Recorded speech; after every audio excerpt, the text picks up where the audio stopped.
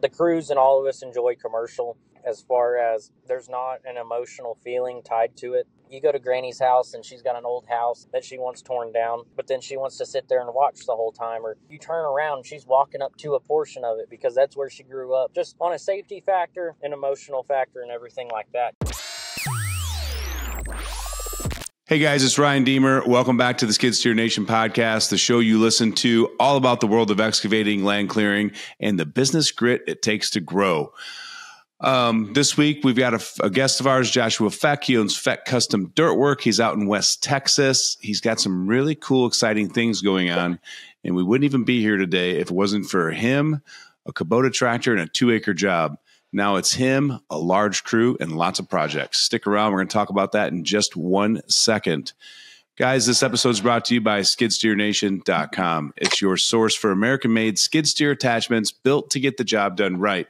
Whether you're clearing land, building driveways, or just looking to move faster with less hassle, we've got the tools to back you up. Visit SkidSteerNation.com and gear up today. Joshua, man, thanks for joining us on the show today. Yes, sir. I'm glad to be here. Yeah. I always like to admit when I make mistakes. I think it just adds to the reality of the show, and people can laugh and say, I've been there, done that. Josh and I were probably 20 minutes into a really good conversation when I realized that the software didn't auto-record our episode. So we are starting over and rolling with the punches. Sometimes you just got to. Yeah, well, I think that's how we started the show, is how you can plan a day perfectly. You got your meeting scheduled. You know exactly how it's going to go, and then the wheels fall off the train real fast. Yes, sir. That definitely happened to us. You know, we were scheduled for 11 o'clock, and then we had a truck go down, and so now we're having to be truck drivers per se for getting this chemical over here to this job site, and I'm currently getting offloaded right now, so another day in the paradise is what I always say. And you've got another trip to make too, right? Yes, sir.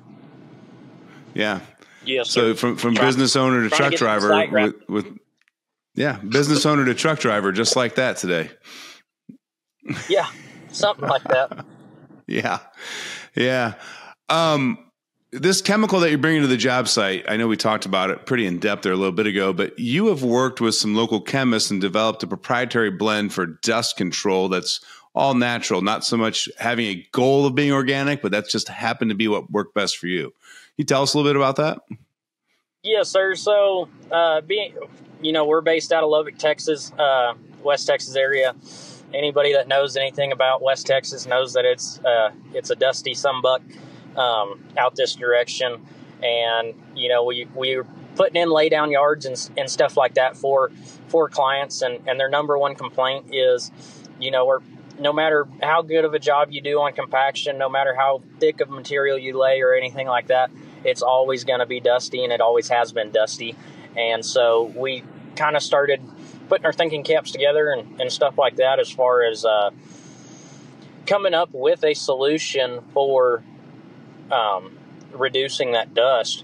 And we've come up with like he said, it's a all natural sugars and everything like that for reducing dust. And we can either do it for a new install of a project, or if somebody's got a decently nice lay down yard or driveway, or just a road in general, we're able to come in there, rework the existing material. In this case, what we're doing here is add this into the new material that we are laying to reduce that dust by 80 to 90%. Reduce this dust by 80 to 90%, as well as it acts as a natural hardener on the material to help it bind together and help it stay hard. We've noticed, I would say, a 40 to 50% reduction in potholes and stuff like that on high traffic areas. That's impressive. Really impressive. especially like we've got some I've heard some county guys using a product that's somewhat similar, and they're thrilled with it. Just because on a county road, you display one vehicle displaces over a span of a year, like and whatnot, displaces. I want to say it was like 4,000 to 6,000 pounds of that road, and that's why you hear all these rural counties. We've got to keep adding material, and so if we can keep that dust down, they're not losing the material. They're not losing the material. Our clients aren't losing the material, and we're sick and tired of dust. Oh, yeah, I can't imagine out in your neck of the woods. Dust is just a way of life, I assume. Dust and wind, like I think we had a day yesterday where we didn't have any wind, and it felt kind of weird. Yeah, I can only imagine. We worked with a lot of, when I was working at Do More Equipment, we worked with a lot of counties and stuff too, and they looked at is it sodium chloride, calcium chloride, I think is what it was. That's based dust suppression systems and all that. Application process was, you spray it on, but it really needs to be kind of mixed in. What they said back in the day, it needs to be really kind of mixed in. So we looked at trying to figure out a way to do a spray bar on the grader attachments behind their tractors, so that while the Do More grader was grading the top coat, we could actually spray it and mix that with it. It just never really went anywhere. But yeah, it's a big deal for municipalities and counties.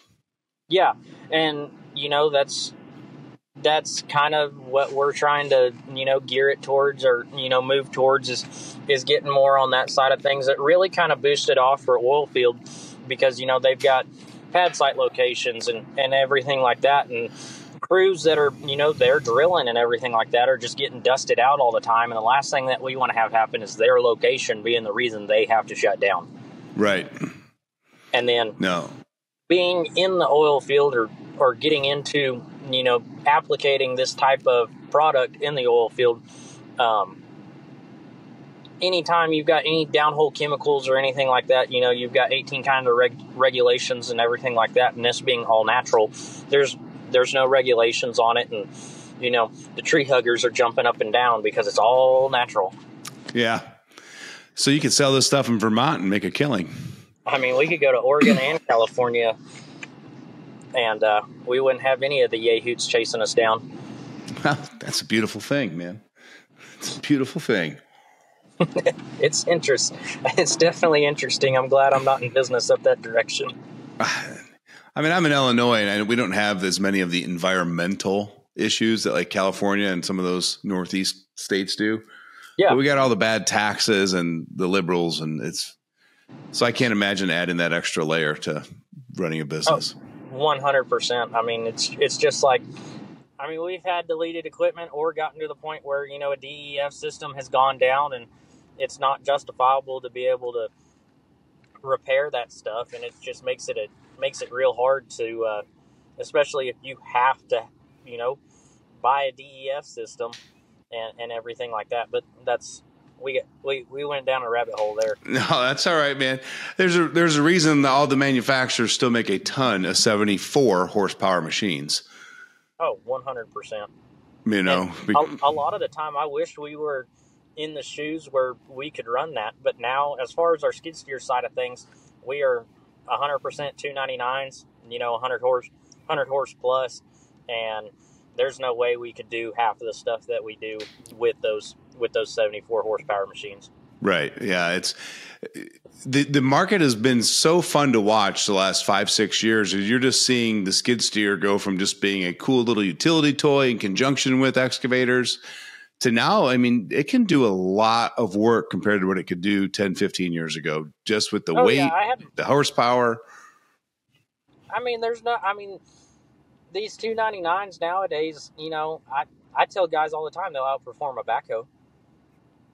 And Cat, came out with a backhoe arm that goes on the front of these skid steers, and then your joysticks, electrically control, and then you're running. You can click in an excavator or backhoe pattern, and you've got a full size. You've got a full wang bang. I'd say it's a 305 style size, or maybe a little smaller tool that you just clack onto and go to work. Yeah, it's being in the industry, they literally make an attachment for everything. Yeah. And then if they don't, you can literally come up with something and get somebody to build it for you. Yep. Yeah, I mean, I've seen guys build some crazy vacuum sucking machines, and like, you know, road drags are always a dime a dozen and things, but it's amazing what a skid steer is capable of doing once you understand the functionality and the, you know, the different lift arm patterns and like how you can make an attachment work for you. But 100%. I mean, I got started in this industry in 2012, but guys I talked to, like they said in the 90s, it would have never crossed their mind to put a stump grinder on a skid steer.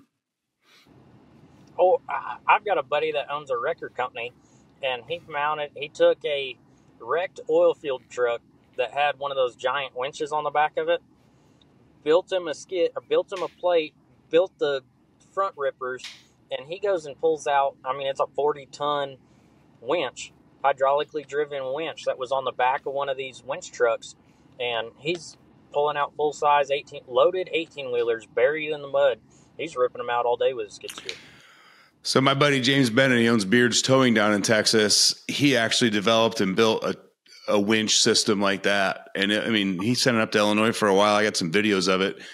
But we would literally at his laydown yard with I think it was a John Deere 333. Mm-hmm. He hooked it up he had two of his large semi wreckers, which I think they're 50, 70,000 pounds each for the big massive ones. And he daisy chains them together. And then if you know anything about air brakes, if you got air brakes on, like you're not just starting with a free roll. You got to like break that suction and start pulling. And this 399 and that winch, he just put he took excavator teeth in the front and then he would bend it forward.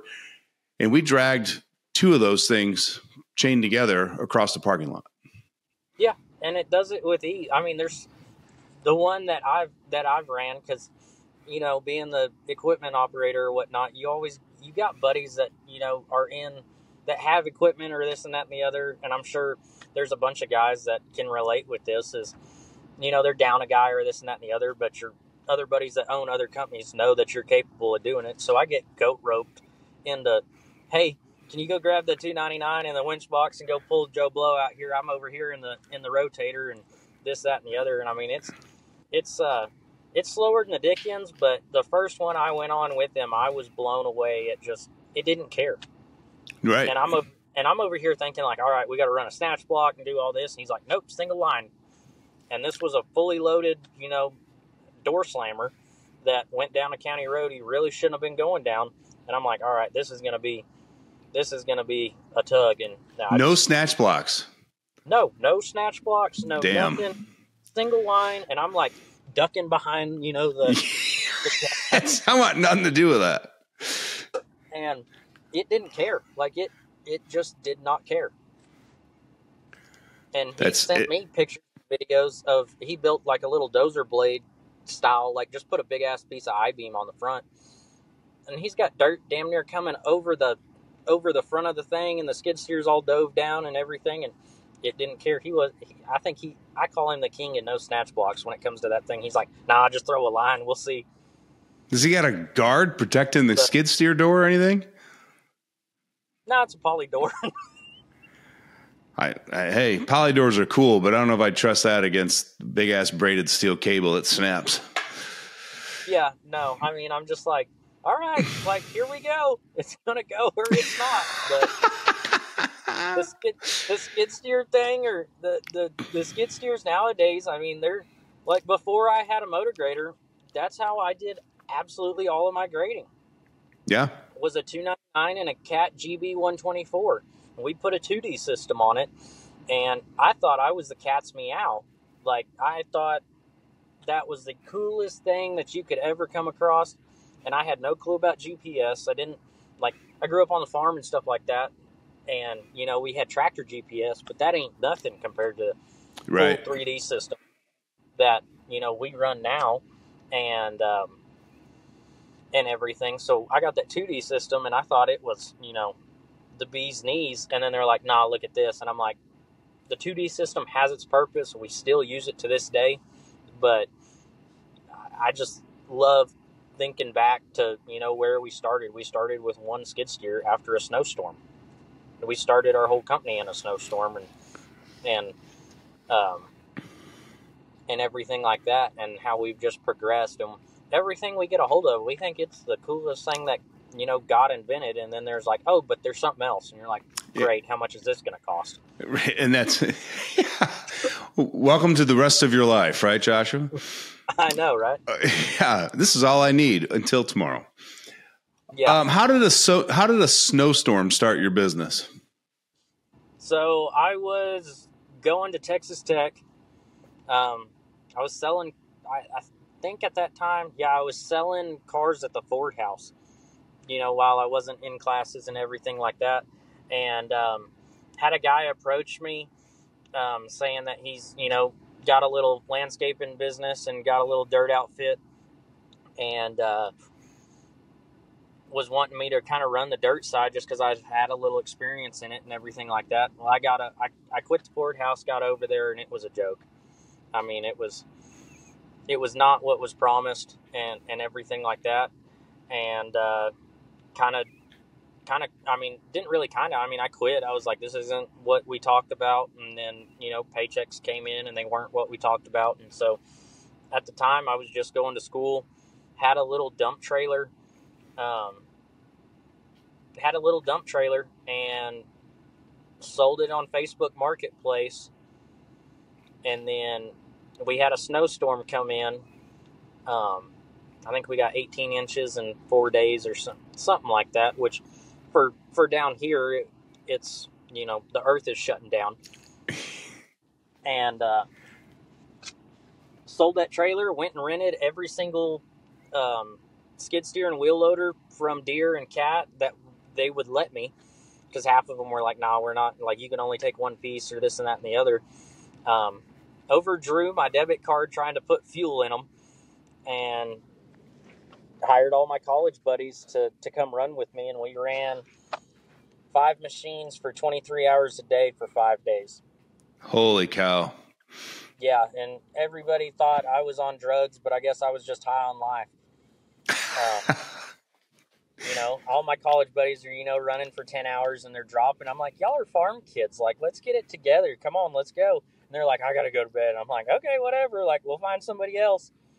I mean, at one point we threw a kid in a skid steer, and mind you, like, we're cleaning out bank parking lots. We're cleaning out Cabela's, Costco's, Best Buys, everything. He's like, I've never ran a skid steer, but I'll come try. And I'm like coaching him over the radio how to push snow in a skid steer. And I'm like, please don't hit any cars.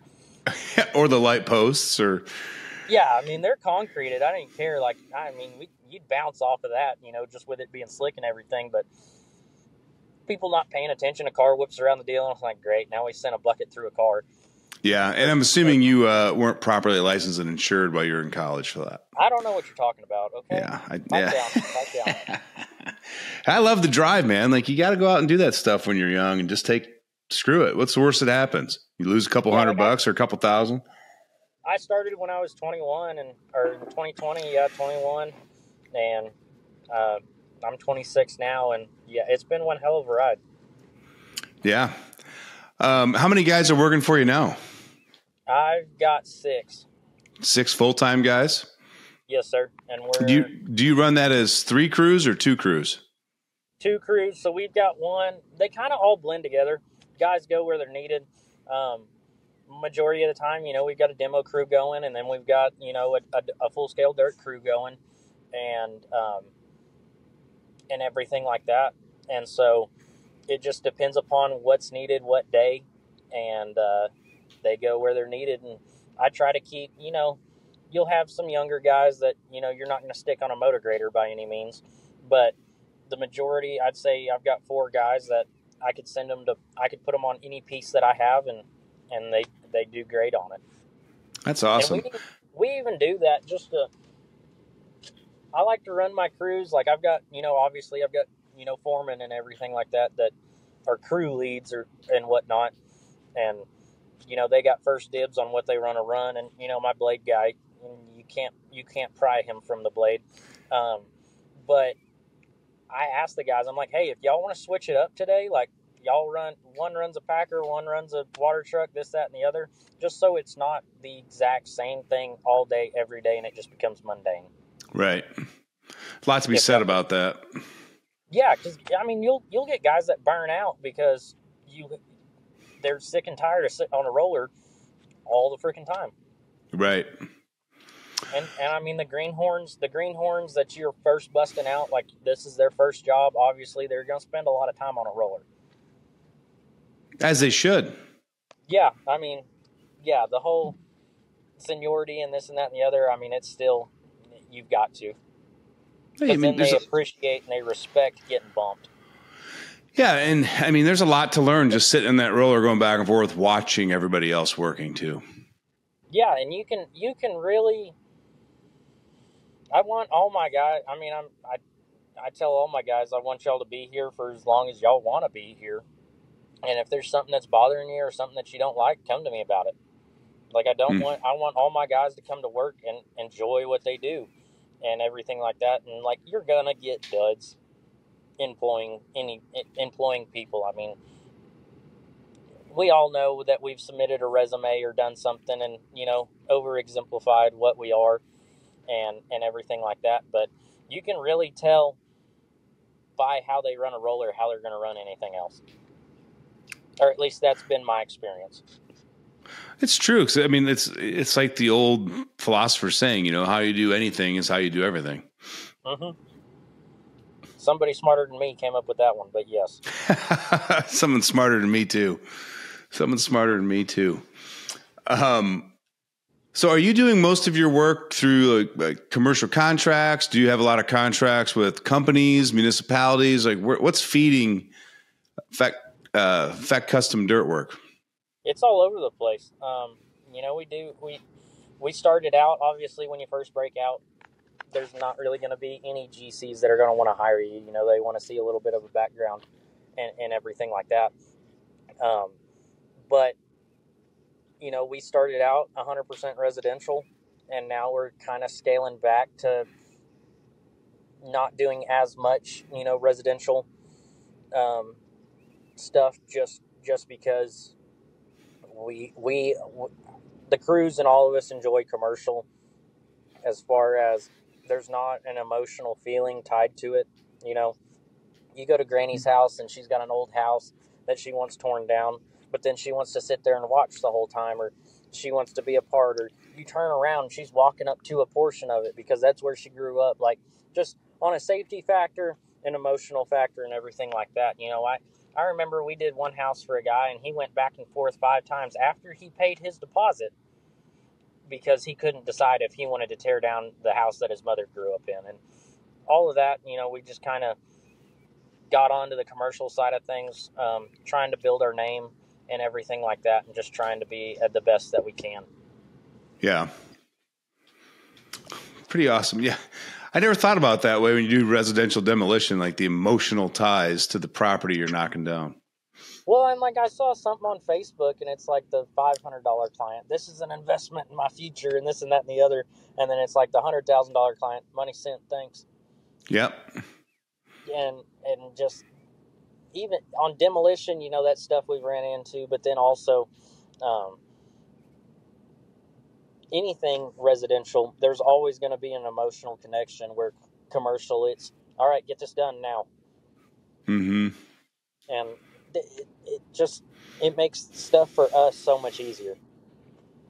And I'm not saying residential is bad. Like, we'll still pick up residential work to fill gaps in between bigger jobs and stuff like that. We've just kind of, I wouldn't say scaled really. We've scaled to the point where that's, if we only did residential, especially out here, like, it wouldn't pay the bills. Right.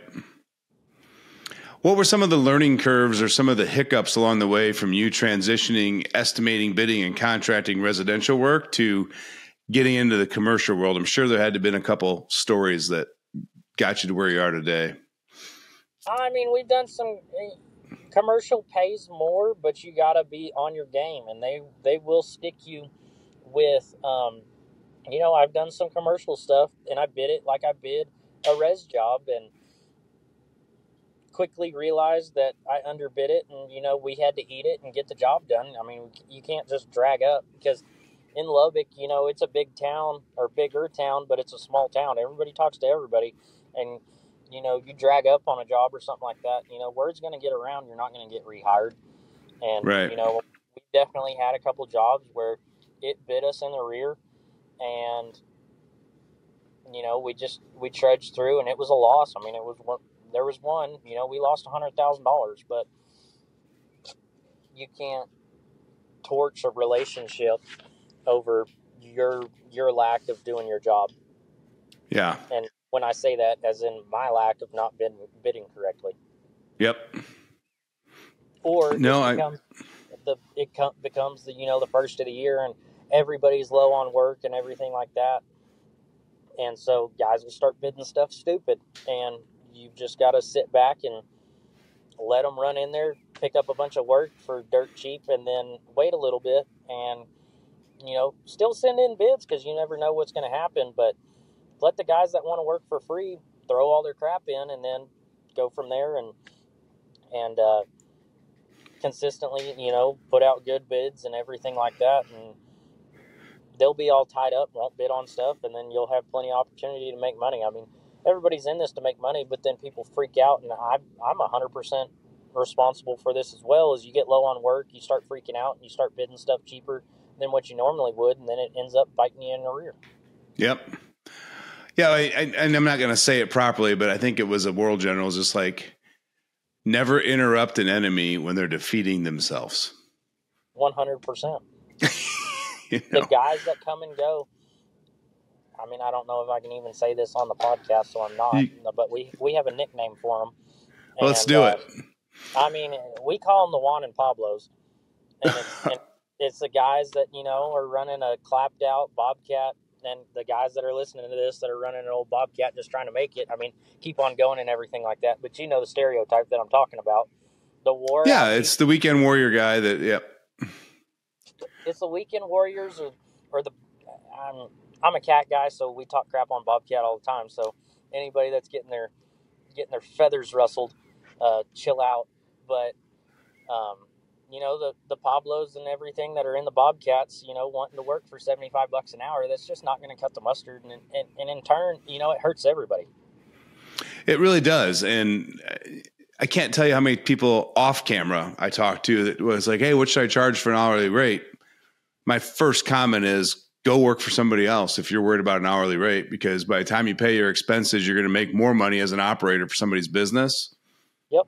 Than what you'll charge on an hourly rate. Go solve problems, bid a project, and make them happy. And one thing that kind of rubs me wrong is guys that are wanting to get started or whatnot. Granted, they're trying to get, and I was in the same shoes. I didn't exactly do this, but the guys that are trying to, gain ground, get their foot in the door, everything like that, are running in. Or I've even had guys that ask me to come bid a job acting like it's theirs, so they could put the number on it and turn it into the client. And I'm just like, I mean, you've got to vet your clients and make sure that you're not helping your competitor bid stuff because he doesn't know how to bid. Yeah. Or I've got guys that call me all the time, "Hey, I want to get started, this, that, and the other. What's my hourly rate? What should my hourly rate be?" And I'm like, whatever. And my answer is plain and simple: whatever you feel like it should be. Yeah. I always ask them what their hourly expenses are. None of them know it. No, none of them know. None of them know, and it's just like, okay, y'all get after it. Go, boy. Yeah, I'm like, what's your monthly nut if nothing moves for a month? They're like, what do you mean? I'm like, bills still get paid whether you work or not. I start losing my marbles if we sit for 2 days. Yeah. But they don't even know what the cost of that month is, the overhead of that month, if nothing moves. Yeah. And I know I'm not going to break it down because people are going to use it, but I know if we don't make, it's going to be, for us, it's 3 figures. I know if we're not over 3 figures, we're in the red. Yeah. And we've got, I mean, at a minimum, we've got to do 3 figures a month. And then you'll have good months where you start getting higher in the three figures, and then, you know, before you know it, you're bidding on stuff that's four figures. I'm going to assume you're saying three figures after the comma. Us middle America people call that six figures. I'm retarded. I'm sorry. Yeah, no, if it's six figures, yeah, I've got to be, geez, I'm stupid. I've got to be at six figures, and, you know, before you know it, and it shocked me, you know, when you start really putting the pen to stuff will become seven figures faster than whatnot. And I remember one of our first bigger jobs, you know, you're like, oh man, this is $100,000 job. Hell yeah, blah, blah, blah, blah, blah. That shit goes faster. I mean, it's always going to go faster than what you get it at. Your problems change real fast because now you're dealing with such large numbers, especially at the beginning when you first start doing those, that, you know, payment terms screw the cash flow. This screws the cash flow because you're not talking about $5,000 here. You're talking about 25, 50,000. And yeah. Most guys shouldn't have that much money saved aside when they start bidding their first commercial job. And it just really screws the cash flow and creates a whole new set of problems. No. And like when I started doing commercial stuff, I didn't know about retainage or understand retainage. I thought it was stupid. I still think it's stupid, but that's just me. But what's retainage usually run for you down in your area? 5%, 10%? 10%. 10%? But in some cases, that's your profit, and then you're sitting on it. Like we did a job, and, you know, I would hire the best legal that you can and send them every contract that you get and have them proof it. And we're about to have to, you know, go to battle with a guy that we did a HTO, little tea store, you know, here a town or two over. And we wrapped up November of 23, and we still haven't gotten our retainage. Yeah. Wild. Yeah. And it's I don't know. It's something else. I mean, I will say for the guys that are not doing commercial work, retainage is a big issue that you need to be aware of. I mean, they get down to the nitty gritty of like a missed word in a contract could mean you're doing or not doing something or paying for something. So it depends on the contractor or who's hiring you, but some of those guys can be downright slippery. And I'd say even evil. Yep. Because, you know, you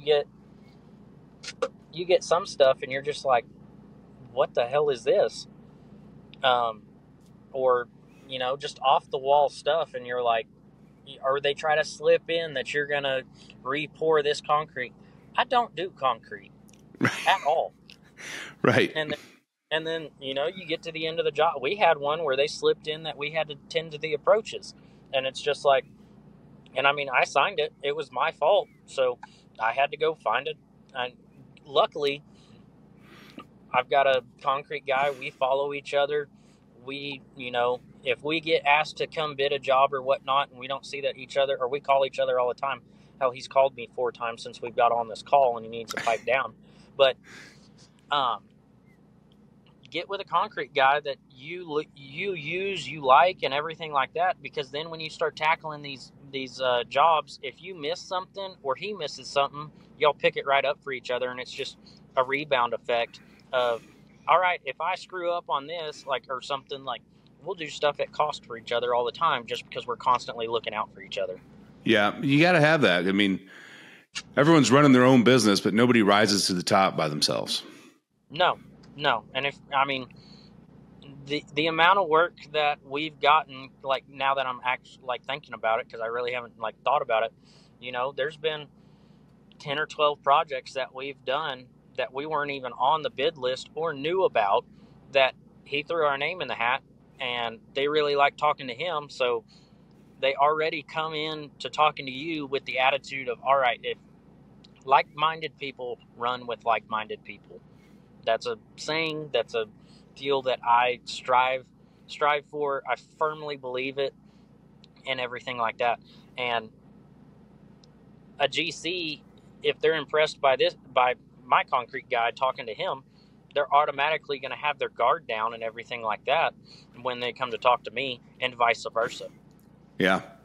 Yeah, I mean, you're the sum of the people you spend the most time with. I mean, John Lee Dumas says you're the sum of the 5 people that you spend your time with, but it's true. You go hang out. I mean, Joshua, you're a go-getter. You're growing a business. In the grand scheme of life, you're still pretty young. Yep. But if you took a 14-day run and just hung out with 4 other dudes that like barely worked and played video games and got drunk 5 days a week, you'd either go crazy, which I'm going to guess you would do, but otherwise most people start slowly becoming the surrounding they're in. I'm to the point, just to protect myself, if I can sense that or feel that or see it, I remove myself. Yep. And yeah, I mean, saying no is probably the hardest thing to do in life, not just business. Yeah. And I mean, majority of the people that I hang out with on the, after work hours and everything, they're 50 and above because I like listening and growing. Like they've been there, done that as far as growing their business and doing stuff like that. And the stuff that I've learned from them is crazy. Invaluable. Yeah. Yeah. And they're all just hanging around shooting the shit. And I'm just trying to be the biggest sponge that I can be to acquire the knowledge that they've got, because you'll learn more than that than going to any seminar or dirt expert or marketing expert or this and that and the other. Now, granted, times have changed. Like when they're talking about the yellow pages, like, sorry, that's not really going to work nowadays. Yeah, but dirt's dirt. I mean, the techniques and the technology used to move it and shape it are advancing, but the reason and the science and the, just because you have GPS doesn't change what subbase that goes underneath of it. No, but it does help with overages. Like I've cracked down on jobs that we've done by hand, by 2D, and by 3D, and we're saving 10%, 15, 20% on material by make sure that we don't have any waste. Mm-hmm. And especially when you get out trucking crushed concrete 40 miles, 50 miles, like it adds up. It adds up a lot all across the board. At Do More Equipment, they also sell this aggregate spreader. It goes on the front of like a D6 or larger bulldozer for spreading subbase for road construction. Yeah. We would actually run calculations with like project managers and all that as far as like what they could expect for overage minimization. And, because most of those guys are bidding, I don't know about you, but when you're building, some of these guys building the roads, I mean, it could be 12, 13% built in for overage or more. Yep. And this machine could literally knock it down to 3%. Yeah. I mean, you're going to have waste. That's the nature of the beast. But, I mean, yeah, some of the technology and everything that we've implemented on our jobs, like my goal is when I'm bidding a job and everything, you've always got to add, your percentage. I don't know what it is, in y'all's area or whoever's listening, but your compaction percentages and everything like that. I want to be within, 1,000 yards on a big job, especially on imported. I want to be within 1,000 yards, and I've hit that a lot more than I've not ever since we went to 3D. Yeah. Yeah, but these PMs, they'd order this attachment for the bulldozers, like $50,000.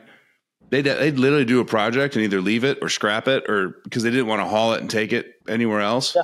Because of the amount of, I mean, if you're spending 50 to save 300, they're like, no brainer, let's do it. Yeah, 100%. So you're talking miles of highways is what they would use it for. Yeah, and I'm not there in no way, shape, form, or fashion. And I mean, honestly, highways kind of scare me, and I really don't want to be part of it. Civil's a whole nother animal. Yeah. I mean, like we do civil, but like civil road construction, as of right now, I mean, call me in 10 years, we might be having a different conversation. I mean, I hope this thing keeps growing to the point where we've got a road crew or something like, I mean, that would be cool. But as of right now, like, those intimidate me, and I know I could sink this company bidding one job incorrectly. Yeah. It's amazing how much it costs to build a mile of road in this country. Yeah, I have no clue. And I'll be the first to admit it. Like, I have absolutely no idea on what those costs are. I think, I mean, I'm going to be guessing, but my mind somewhere is telling me I thought I read a number not too long ago, like 2.3 or $3.2 million a mile. That wouldn't surprise me. I mean, to me, just hearing that off the bat kind of sounds light. It might be a little light, but I thought for some reason I was feeling that's what I read. But it's not cheap. I mean, if you bid a project and you're off 10%, you're closing the doors. Mm-hmm. If you're a younger company. Yeah. And I mean, we are. I mean, this is our, 4th, 5th year or whatever it is. And one of these bigger jobs can sink you and will sink you. Right. What is the vision for the next 3 to 5 years for you, man? What's success look like for you? Like this company, how big do you want it to grow? How many guys you want working with you? And as far as size of that, we set year goals, and I mean, it sounds dumb, but last year, for instance, our goal was I wanted a couple of my hands to have their own trucks, that they take home and everything like that. And I wanted a 3D, we bought our first 3D GPS motor grader. I mean, heck, it's sitting right here.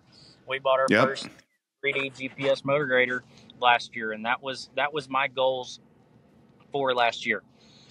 Luckily, we were able to make it happen. I mean, don't make your goals too big that they're unaccountable or unobtainable and everything like that. And this year, really our goal is to reduce payments. Last year for us was our toughest year, just the election and everything like that. And it got to the point every business owner is going to have the creep of doubt, should I just shut the doors and call it a day? But those snuck in a lot more than what normally does as far as last year and whatnot. But none of us are immune to that stuff, man. I mean, no. And I mean, there's even companies that have been in business for 20, 30, 40, 50 years that are having to close the doors. But I just set small goals per year for what we need for that year, and we try to blow them out of the water. Yeah. Because for a while I was like, all right, Blade's not happening this year, and then we were able to make it happen. That's yeah, I love that. I always was told there's a book out there, and it's I'm not going to think of his name. I might interrupt you with his author's name later, but Dan Sullivan. It's 10x is easier than 2x. Yeah. And basically the amount of energy you take spending, planning, trying to incrementally grow your business, you could spend the same amount of time and blow it out of the water, because we typically put walls, barriers, restraints around us of what we think is actually possible. Yeah.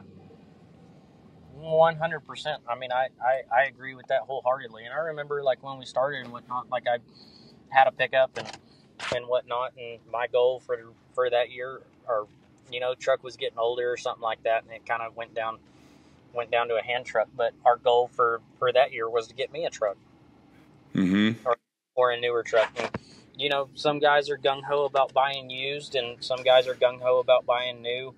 I think for skid steers, just because they can be so problematic, our goal is always, or my personal belief is, you buy your skid steers new, and anything that's bigger, we buy used and whatnot. And then, with the whole vehicle crisis, I'd never bought a new vehicle in my life. Right. And we didn't have the choice. I mean, it was cheaper down here in Texas, at least. It was cheaper to buy a new vehicle than it was a used one. And so it was the first new truck that I'd ever bought in my life. And you just gotta look at, markets and everything and what's justifiably correct, but don't be scared of buying new, because in my book, warranty is a big thing. Especially with 100%. Yep. And Cat's done a phenomenal job as far as that goes. I don't know about y'all's area or anything. So you're West Texas, so you're Holt Cat, right? No, sir, we're Warren. You're Warren? Okay. Yes, sir. As far as the skid steers and everything go, they've been phenomenal. If a skid steer in our area, and Warren takes care of me, and that was kind of one of my big stipulations when I bought my first skid steer, was was, if this machine goes down, what's the game plan? And, they've stuck by it and everything like that. If my machine goes down while it's under warranty, they give me one out of the rental fleet so that I can keep going. And that was a big, big, big ticket item for me whenever I started, because I was a one-man band. Right. One year, when I first started, I didn't know. This will show you how naive I was to the whole financing and everything like that. I didn't know that we could wrap attachments in financing. And so, obviously, I got the machine, I got the bucket, and I remember having to borrow a set of pallet forks or paying a buddy of mine to borrow a set of pallet forks here and there whenever I needed you and I now, being in the business as long as I have, we think a set of pallet forks is a mundane, But right. not always that way. No. And when I started and whatnot, I had to go borrow a set of pallet forks to do a job. Mm-hmm. And everything like that. But as far as equipment and everything like that, we just set small goals and then, just get there and then, all right, what's next? And I think it's hilarious how you buy one piece because you think it's going to solve X problem, but then it creates 3 more. Yeah, it sure does. Yeah, and you're like, all right, we got this or I remember when I got my first excavator, it was like, heck yeah, and then I was like, how are we going to get compaction? We need water, or we need this, or whatnot. And I always look, how I try to justify things in my head is, great, I can use this tool or this piece for X, but if I buy something else, or what else can this do? I try to keep all my pieces, and like a roller's a roller. Like, you can't go do anything else with a freaking roller. And to this day, I refuse to own a roller because their only job is to vibrate themselves to death. And so we rent, and I think to this day, and I stand behind it, we've never rented a roller that service tech did not have to come out to. and whatnot. But we just, I always try to look at what can this tool do other than what it's intended to do. Yeah. And I think that's helped us a bunch. You see these bigger outfits that have, big articulated tractors with a roam plow behind them, if you know what I'm talking about, the big construction disc. Yeah. And like me and my farm background, I'm like, all right, well, we got this 100-horse tractor, whatnot. Can we make a 24-inch, disc work? Granted, it's not going to do what a roam's going to do, but it makes the job happen. It makes the job happen. There's a lot of agricultural equipment that you meet guys that have that background that fill a lot of need in the construction world for a lot smaller dollar amount. You're going to laugh after saying that statement, because being on the farm and everything like that, and and whatnot, I ended up stealing an 8R tractor off the farm because they weren't using it. We rented one of those, after we got, what was it? I bought one of those motor grader blades that goes on the front of the skid steer, that 2D system I was talking about. I was like, all right, great. How am I going to get dirt over to where we need it? Bought another skid steer. Okay, great. We're getting on to more pad jobs where we need bigger stuff, or we need this, or we need that.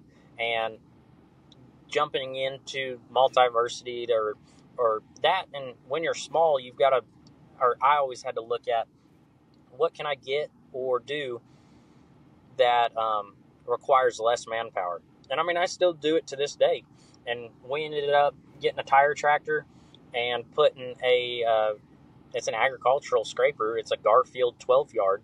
We thought that was a cat's meow. Yeah. But with a dualed out tractor, rear dualed and front dualed, we were hopping tires with a 12-yard pan. And I'm like, great. Well, I had a family member bitching about the 8370 RT, the 2-track tractor, 8 Series 2-track tractor that Deere has. Well, we had one of those on our farm, and absolutely phenomenal for running anything from the drawbar with the GPS and everything. But as soon as you hooked anything up to the 3-point, it started walking all over the place. The GPS just couldn't keep up. And we winded up putting that behind that Garfield, and then we were scared we were going to rip the Garfield scraper apart. And so we tried getting a 20-yard Ashland pan, and I bought a 20-yard Ashland pan, and I am absolutely gung-ho scraper. I think there's me and one other guy in our area that run scrapers, and I just took delivery of a second one, and so we're going to put those, took delivery of it last week. But being able to move 40 yards of dirt in one pass. Now, the guys that are listening to this podcast or whatnot that are running, triple 20s or triple 30s are laughing at me right now, but they definitely get where I'm coming from. If you get one pan and you're like, this is amazing, because now I don't have to run an excavator. Now I don't have to run multiple haul trucks, and I'm able to move the same amount of dirt or more. Mm-hmm. It's just looking at that. It's, first principle problem, solve the actual root problem, and like, what's the simplest, easiest method to get the job done? And the scraper removes all these other components. And Ashland makes a great scraper. They've been around a long time. I've tried others. I'm not going to name them. And I've demoed others. And so far, I know K-Tech and Ashland are practically the same thing. I know they're practically the same thing as far as application, or manufacturing and whatnot. So we can, count those as the same pan. But, some of the others we've tried and they did not cut the mustard. And I am willing to demo. I'm willing to try anything. But some sales guys hate me because I'll be the first one to be like, nope, not taking this. Thanks for your time. Yeah. Sorry you hate honesty, but yeah, at the point we can't load a pan, and before somebody comes on here and says that we were under tractored, we've got a 9 series articulated tractor now, and it was pulling it all right, but we couldn't get it filled over 3/4. And why am I going to buy a 28-yard pan that we can only fill 3/4 full? Right. Especially the cost difference between that Ashland 20-yard versus, a 28. yard. Yeah, when you're getting basically the same amount of dirt. 100%. Yeah. And those knock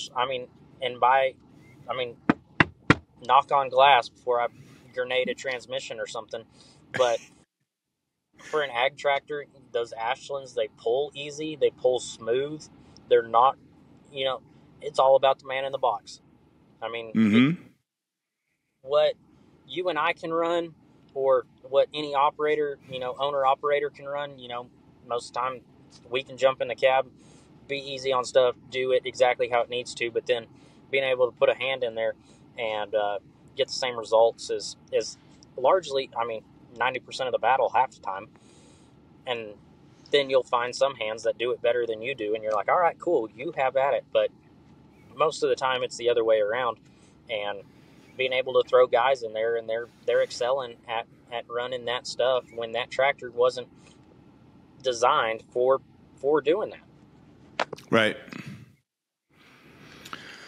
No, it's just, I think, the takeaway for anyone out there, just like, there's, the old saying, 9 ways to skin a cat, but what's the best way that works for you, your team, your situation? Mm-hmm. And like, distill it down, like adding more equipment just to add equipment doesn't always solve the actual problem. Sometimes creates bigger problems. 100%. Because now if you would have went the other way around, you got more truck drivers, you've got an excavator, so that means more manpower every day you're out doing that type of job. Your expenses go up. It just, everything kind of escalates. I looked at it as, all right, I'm running on an on-site job. That pan, because of its load times, speed of loading and everything like that. Granted, if you got to go down the highway 5 miles, it's a different beast. But like, you're not going to be able to run a scraper there. But on on-site stuff, we're able to do, with one man, one tractor, one pan, we're able to do the same amount of work as an excavator and 4 haul trucks. So, we're 5 guys on the payroll, five motors burning diesel, and now we're getting it done with one motor burning less diesel than what just the excavator burned. Right. Because that tractor's not under a load except for when it's loading. Yeah. And load, they're super efficient. Load times at 20 seconds versus 2 minutes. Even with a big hoe, a minute and a half or a minute. That's a big difference at the end of the day. Yeah. No, smart. I like it. Sorry, rabbit. Well, I mean, I enjoyed it. I wanted to keep talking about it, but now I'm like, all right, where do we go from there? Man, what do you wish you could go back and tell Joshua in 2021 with the knowledge you know today? It kind of dawns on me from time to time, and I can't pinpoint one thing because there's so many. Contracts. Especially if you're doing any sort of residential stuff, the days of the good old handshake and everything like that. That, pardon my French, but that fucking shit is long gone. And you've got and not just a generic, I say generic, but dot your I's, cross your T's, or I would have told myself, dot my I's, cross my T's on each precise piece of thing that you want done. Yeah. And T&M jobs are great. I've never done one that bit me in the ass. And I'm not going to say that. Pretty much bit me in the ass because a residential customer has a budget. And a lot of the times, friends of my wife, friends of this, friends of that, you want to help them out, you want to hook them up. And so, we've done T&M stuff for them before, and they absolutely love what they're getting, and they want to keep adding more, and they want to keep adding more, and then they keep adding more, and then they get a final bill and they lose their shit. Yeah. If that makes sense. Like, we've had that situation before, to the point where we almost had to repo rock. It's true because, they hear the time dollar amount and then they hear the average cost for the materials and they don't put that into the grand scheme of things, and it adds up very, very quickly. Oh, I had one lady that whatnot, and she wanted, mind you, she didn't have a small property. I mean, it was a decent size. In res side of things, it was a decent sized amount of area that she wanted covered in material. And she got the bill, and then all of a sudden, all of her horses had to go to the vet for stone bruising. But the 3 weeks that all the material was there, it was absolutely perfectly fine until we got the bill. And this, that, and the other. And I think your generic client or customer is not going to realize the time and effort that it takes to accomplish certain tasks. Yeah. I'm a big stickler, man. Like, you've developed a process, you've developed a way you estimate, you've developed a pricing strategy that works for you. And I'm talking this in general for anyone out there. Yeah. Don't break it. Like, that is your process. Don't break it. Yeah. And you've got to know, at 4 inches, this is my price. At 6 inches, this is my price. At 8 inches, this is my price. And if times get slow, yes, can you shave a little bit to keep the payroll, keep everybody moving, keep everything going? Yes, but don't shy off of it too much because it's just going to hurt everybody else. Right. You're not only. But again, like, you're not a time and materials guy, and every time you go off and you do time and materials, bite you in the ass. Like, it's just, you've developed a process that works for your business, and 9 times out of 10, when you get bit in the ass, it's because you break your normal process. I'm going to take a guess and say that. No, you hit the nail square on the head. Like, I haven't thought about it that way, but yeah, no, you are 1,000% correct. Yep. Whether you're doing a favor for a friend or trying to help this or sneaking in to do something new. And by the hour, it's trash. It's the worst pricing method.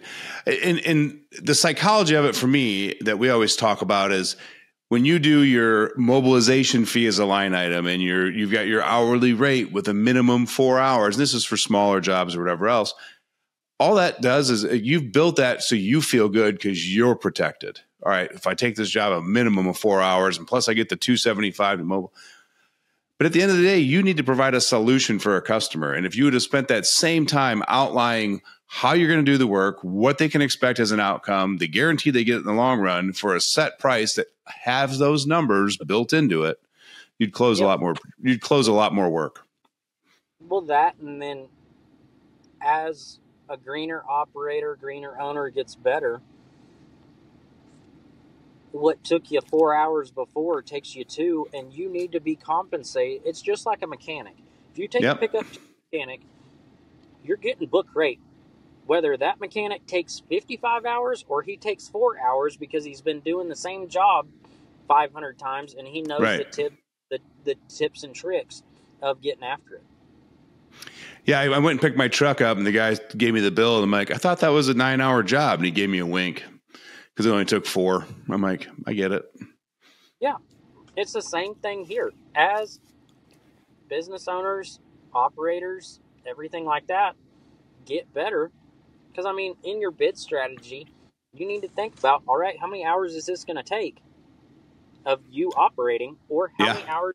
And when I was coming up, I knew what I could do in an hour. But what guys could do in an hour is completely different. And you need to bid according. Because I'm like, I remember we had one lady, and I was like, all right, $2,500 to do something simple, mundane. It had taken you or me, half a day, if that, if we were, busting balls. And it took one of my guys 3 days. And on the third day, first day got done, he was like, oh, I lack a little bit. I was like, oh, okay, whatever. Second day came and gone, and I was like, what the fuck is going on out there? So I went out there, and I'm just like, TV timeout. Like, I've got to step back and not get so flustered with, and I've gotten a lot better with, all right, this isn't going at my speed now. Like, now. And, I mean, there's times where you've got to be like that, and you've got to push your crews. But my biggest hurdle on a lot of that stuff was what I can do in an hour and what my guys or everybody else can do in an hour is very different. Right. No, it's right. It's just it's being attuned to see exactly what they do, looking for efficiencies you can teach and guide and train them. Because even as a business owner, half of your job is either you want to look at it as a father or a coach or a mentor, but that's half your job as a business owner with these guys. It's not just signing the paychecks and sending them where to go. No, 100%. I mean, it's definitely it's. I mean, you put it perfect there, father, coach, this, that, the other. And in my shoes, I'm lucky with the crew that I have right now. I love the crew that I have. But there's been times I've had guys on the crew that didn't respect me because of my age. Right. And I've got another guy that he had to step away because he's older. His wife isn't doing so hot, and it was kind of a mutual thing of, all right, you need to stop so you can go spend time with your wife. Because, I mean, they're in their late 70s. And I'm not going to lie, I cried, like, when he had to step away. Like, I mean, I wasn't boo-hooing White Girl Central in the pickup or anything. But, I mean, I definitely shed a tear when he's like, all right, this is what's going on. And he looked at me and he was like, if I had a son, I wish it was you. And, like, just shit like that. And it's just like, I mean, I don't know. It's all in how you treat your guys.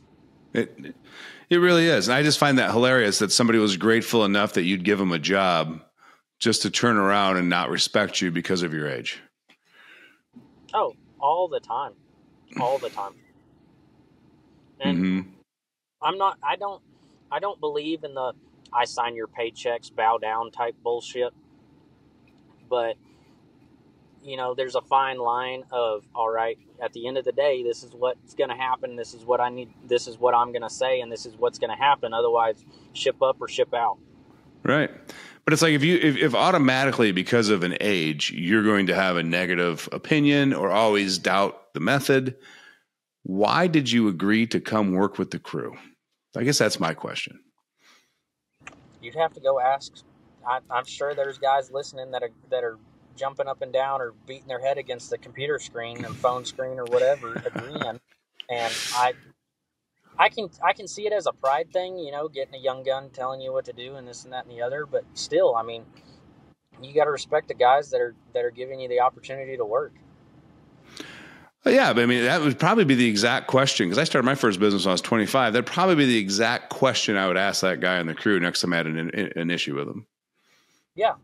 Like, what? I mean, other than pride, there's no excuse. Right. But just, why did you even take the job if you knew you were going to be fighting with me every day because you don't agree with me simply because of age? Yeah. Yeah. And I mean, I'm the one that does all the interviews, like you knew from sign up. That's what I'm getting at. Yeah. Oh, man. It's not like I sent, one of my head guys. Nowadays, one of my head guys, I make them interview to make sure that they like them, because I've seen it firsthand. One bad apple will spoil you a whole bunch. I preach it all the time, man. Like, you've got to know your culture. And you need to interview more for culture than technical skill. You can teach skill. 100%. You can't teach values, beliefs. That shit's been ingrained in them since they were young kids. Yep. Because you bring one guy in that was off, and he can literally, like you said, like you can watch 4 other guys change overnight because of it. I had it happen. I mean, I had one guy come in and my flags were kind of going off at interview, but I was in a bind, needed somebody, blah, blah, blah. And, I call them job hoppers. You're 26 and you've had 15 different jobs. Like, that's kind of a problem. And he ended up taking 3/4 of the crew with him. He was like, yeah, we're going to go work for the city. Go for it. Nothing against city employees. Like, if that's your jive and that's what you want to do, by all means, go for it. Apparently the benefits are great. I don't know, but whatever floats your boat, cooks your candy, whatever they call it. But stuff like that, I mean, that'll make it or break it. Yep. Because and I've attempted to create a culture where everybody looks after everybody else around here. Because my guys know, if they no-call, no-show, that doesn't just hurt me. It hurts everybody else here, because everybody else here is having to do double time to pick up their slack. Mm-hmm. Yeah, and if you've got a crew and you watch your crew give that guy shit the next day as an owner, you don't need to say anything. No, and I don't. Yep. And I don't. We all, for guys that are growing and building, little tidbit that I took from the farm is Midland makes those 2-way radios. Yeah. And we've installed those on every single piece of equipment that's out here. Our rental rollers, we have 2, and get the hardwired ones. Don't be jacking with batteries and chargeables. And we started with walkie-talkies, or the high dollar walkie-talkies or whatever. Guys run them over. Guys forget them. Guys forget to charge them. Plug that shit into the battery and bolt it to the damn thing where it can't go away. And, I've got one in my pickup. Foreman's got, crew leads have got theirs in their pickup. And the ranges on them are fantastic. It's not the old squelchy walkie-talkie. But to my point, one guy, he didn't no-call, no-showed, but I let everybody know. We all knew that he wasn't going to be there the next day because of something dumb, like, and whatnot. And I didn't have to say a word. My radio was blowing up, and I was on the phone with a client, and I had to, reach down and turn it off real quick, because my crew's not going after like maliciously, but just going after giving him shit for, being a dumbass or being late. Yeah, the old football locker room talk, man. Oh, 100%. I've got to watch it. Like, I've got a 2-year-old little girl, and my wife will be like, hey, chill. Like, quit bringing the construction site to the house. Yep. I guess let's kind of like, I want to be cognitive of my time with you today and all that. And I appreciate us doing a second take in the whole 9 yards, but I'd love to ask just a few quick questions. I'm always intrigued as, building a newer business in the grand scheme of things, like you're still less than 5-6 years old. How do you balance that, especially with a 2-year-old child at home? Like, how do you disconnect work from home and make sure you're present in both? I'm pretty bad. That's a common answer I hear from the guys that are growing. I've gotten, I'd say in the last couple months, and what did it for me is walking out the door and, our daughter's name's Renly. Renly yelling dada or hearing comments from my wife of Renly asking, where'd dad at? And, I think it's the same with every dude that goes to work and whatnot. You walk into the door and mama ain't shit when dad walks in the door and everything like that. And I mean, I think that's how it's going to be, period. But I'd walk in the door and I'd get straight on the computer and do whatever I needed to do, or this and that and the other. And now I try to get home. My goal is to be home by 6. Doesn't always happen. Sure as hell hasn't happened this week. But her bedtime's 8 o'clock, and I make it a point to try to get home by 6 so I can at least have 2 hours during the weekday. Yep. With her. Because I leave at 5:30 in the morning. I go hound out what I need to. And then after 8, if I need to do some other stuff, I try to then spend another hour or two, chilling with the boss. And the real boss, I try to make time for her. I knew who you meant. There's nothing that'll drive, you and your partner away from each other than them not feeling important or whatnot, especially when you come home. And I did the same stuff as I'd come home, all my attention to her, to Renly, and my wife's like, hey, like, I'm fucking here. I'm here too. Yeah. And just, make sure that and on the weekends, if you've got a job that there is times in this business where you have to go to work on Saturday and Sunday. I really make it a point not to do Sunday. Like, we try to go to church and everything like that, and, be good Christians and everything like that. But there's a point in time where you're going to have to put a Sunday or two in. And my guys know if we're working on a Sunday, shit is not going well. And, right. We just, make it a point to spend your weekends at home with them. Yeah. I just always talk to guys, and my always bit of 2 cents is just make sure, be aware and cognitive. Are you telling yourself I'm doing this for my family? Because what you're hiding behind it, right? Because the 2-year-old kid, $100 bill or a piece of chocolate, she ain't grabbing a chocolate 10 out of 10 times, right? Like, it's time with the parents and time with that. And just admit it. Like, it sucks. I'm gone 12 hours a day because I'm growing a business. But like, we justify it as men, like, oh, I'm doing it for our family, and the family, all they want is your presence. Yeah. And I mean, you say a piece of chocolate or $100 bill, like, I laugh because my daughter is, if you have a little Tykes toy or something, or you see a tractor, my kid's running the fucking tractor. Right. And whatnot. And there's a reason I spent $600 at Kubota, and I was ready to, I pitched a fit, but it was $600 to put a dadgum buddy seat in a freaking tractor. But there's buddy seat in that tractor. Yeah. As it should be, man. That's one-on-one time, they love that stuff, but still, whether it be a toy, piece of candy, 100%. a bug from the backyard, they never grab the money. No, no. They never Now, grab Rick the money. to learn what my billfold is, and Mom and I've had to have a little discussion of quit letting her realize what that piece of plastic does, because you can hold $100 bill or a debit card up or a credit card, and she's going for the card. She's going for the credit card. Yeah, well, enjoy it because you got about 10 or 12 years left until they no longer care about the chocolate and they'd rather have the money. Yeah.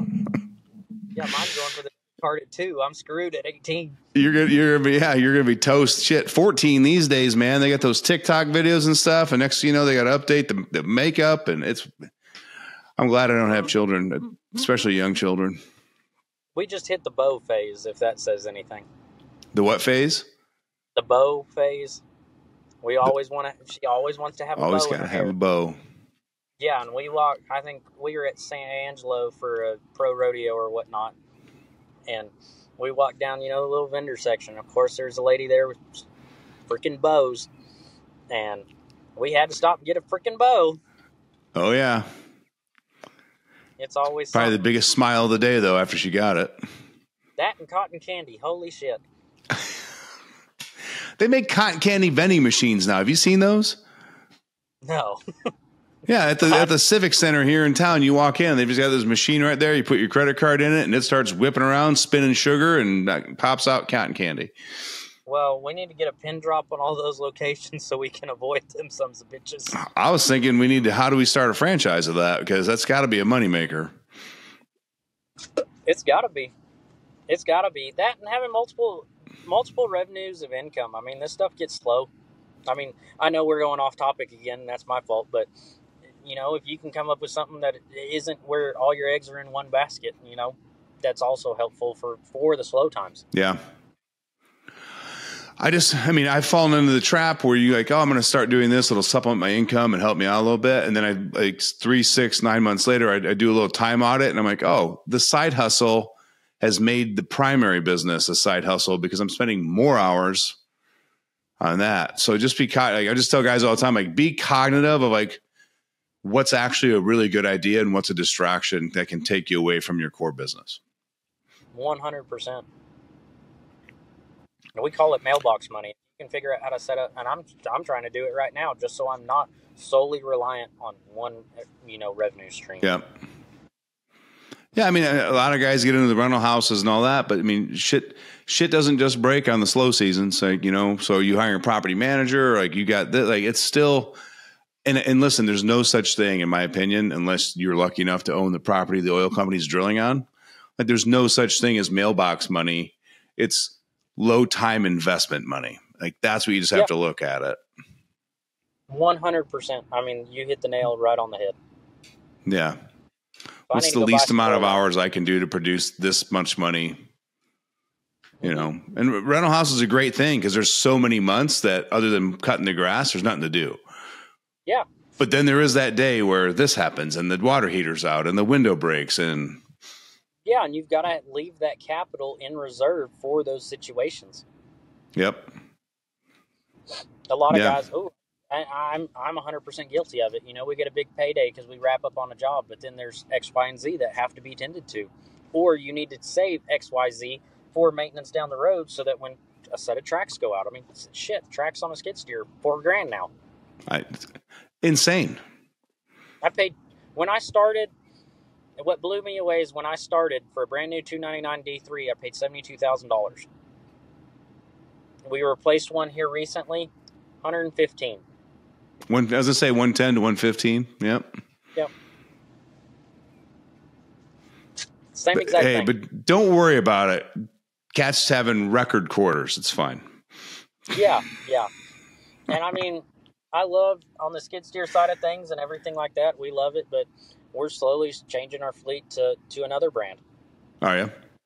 Yep. Based on price, service, dealership, what's basic and mostly service. Service. It's the most important thing, especially as a smaller business. Yep. I mean, a company like Warren Cat, just think of the size of the $50, $100 million companies they service. Yeah. You think you're cutting line in the service department? Not a chance. No, no, and you're rolled out the red carpet when you first buy a machine, but when you're buying something, you really need to look at service, and that's It's kind so of important. that's they're having issues keeping hands, and I don't want to name Mm-hmm. names, so I don't backlash when one of these All guys good. hear it. But I get asked that question all the time, especially my direct messages and Facebook and stuff. Like, hey, what brand do you think I should buy for a skid steer? And I'm like, I get whatever. Like, do your audit in your local area, in your service area. Who's got the best service? How long are the sales reps there? Are they turning over reps every 6, 12, 18 months? Or the guy been there more than 5 years? What's the techs do? I mean, because, yeah, it's easy to feel good spending money on a brand new machine. But who's with you when the shit breaks? And like, who's taking care of you? And who's taking, you know, a 1 day, 2 day fix and not expanding it out to a 10-day fix? Because it's happened to everybody. Oh, 100%. And I mean, it's something. I mean, I don't know if you can see it now, but you can tell what brand we're slowly switching everything to. And I mean, the brands have to be able to perform the work,